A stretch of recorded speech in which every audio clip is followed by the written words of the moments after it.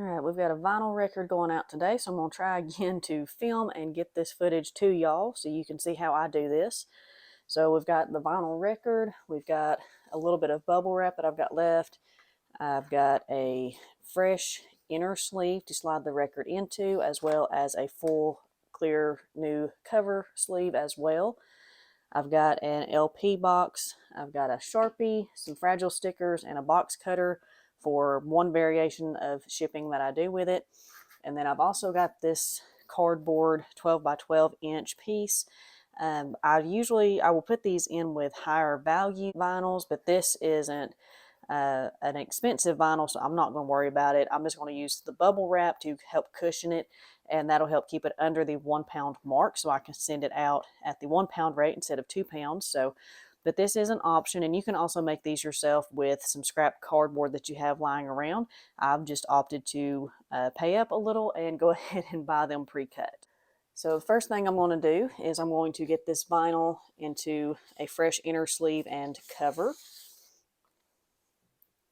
One thing to remember when you are handling vinyl is not to touch the actual recorded portion itself, and to only touch here along the very edge as little as possible, or on this middle on the sticker here. So when I'm holding it this way, I've got my thumb on the edge and I've got my fingers on the center to support it on the back. And so we're going to put this on into a new inner sleeve.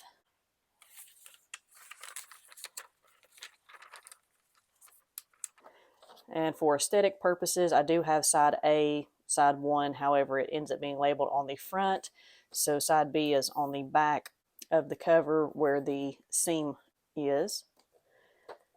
And so I'm going to include the original inner sleeve, just stick it right on top of the original cover there. And then I'm going to stick the vinyl right on top of that. So the opening for the vinyl is on the top here. And I'm going to put it into this outer clear sleeve. And the opening for it is going to be to the left. So that way, if someone were to pick this up from the right, this vinyl won't fall out, or at least it won't fall out of the sleeve, just to try and give a little extra protection when the buyer goes to open it. So we're going to slide all of this in here.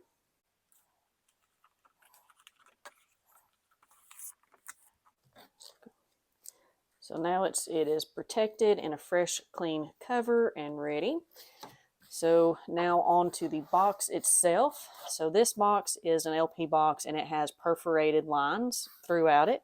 So I'm going to go ahead and fold. You don't have to do this, but it does tend to make the process flow a little better if you go ahead and pre-bend where you want on the perforated lines. So I'm bending it at the smallest lines, the innermost lines, because it has to fold there. I'm going to put, okay, all right, that's just tearing to absolute shreds, so I'm going to get a fresh roll of bubble wrap real quick.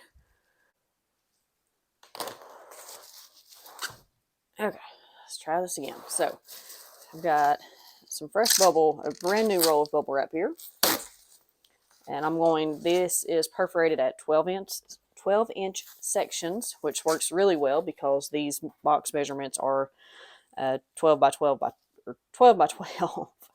And so I'm going to put 2 of those down. This is the smallest. I think this is 3/8 bubble wrap. So I've got 2 sheets on the bottom. I'm going to lay this on there. I'm going to grab one of my thank you cards, and I'm going to grab 2 more pieces of the bubble wrap.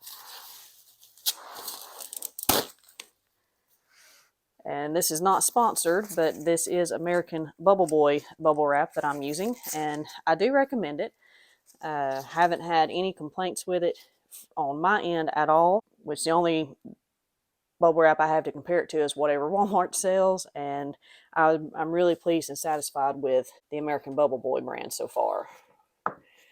So now I'm going to take and bend at the next perforated line, since this is just one vinyl record, and that'll help keep it snug and secure for shipping. Now, if I had more vinyl records going in this, I would bend it at the next set of perforated lines to give a little more space in the box. but it is just the one. So I'm going to fold these two down first.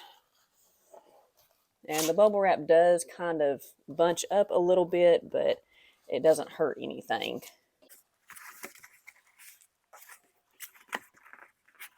All right. So here is where you can decide what you want to do. Lately, I've just been leaving it like this, and so there's some overlap there. I used to rather take and cut this to where it would have a seamless match for aesthetic purposes.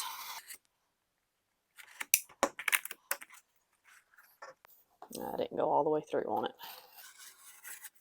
And sometimes especially if you're needing to save like just a little bit of weight in order to stay in the 1 pound or the lower weight range for the package, you can do this as well. This will save you just a little bit. Sometimes it's not quite enough, but usually it is. And so now we've got a perfect seam here, so we're going to tape this shut. My tape's messed up.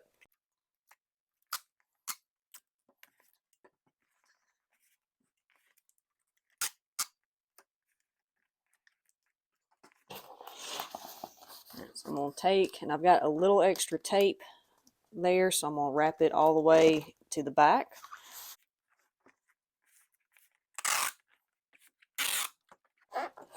I'm going to do the same thing on the other end, bring it all the way around to the back. So now that part is down, and then I'm going to take and go along the edges just like I do with any other box.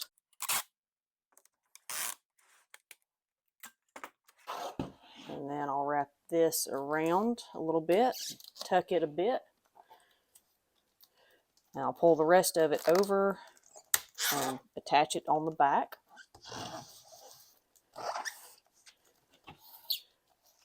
And I'll do that same thing on this other side.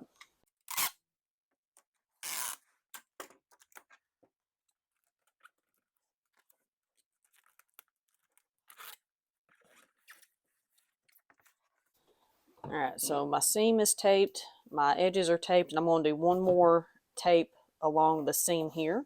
I'm going to start from the back and go all the way around it.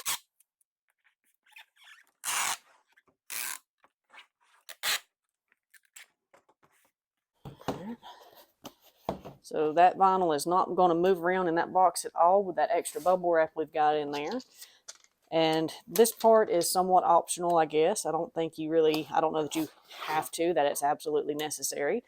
But I do put a fragile sticker on the box, and I do put the message, "Do not bend," on here, just to try and ensure a little bit more that this is going to make it where it's going without any issues.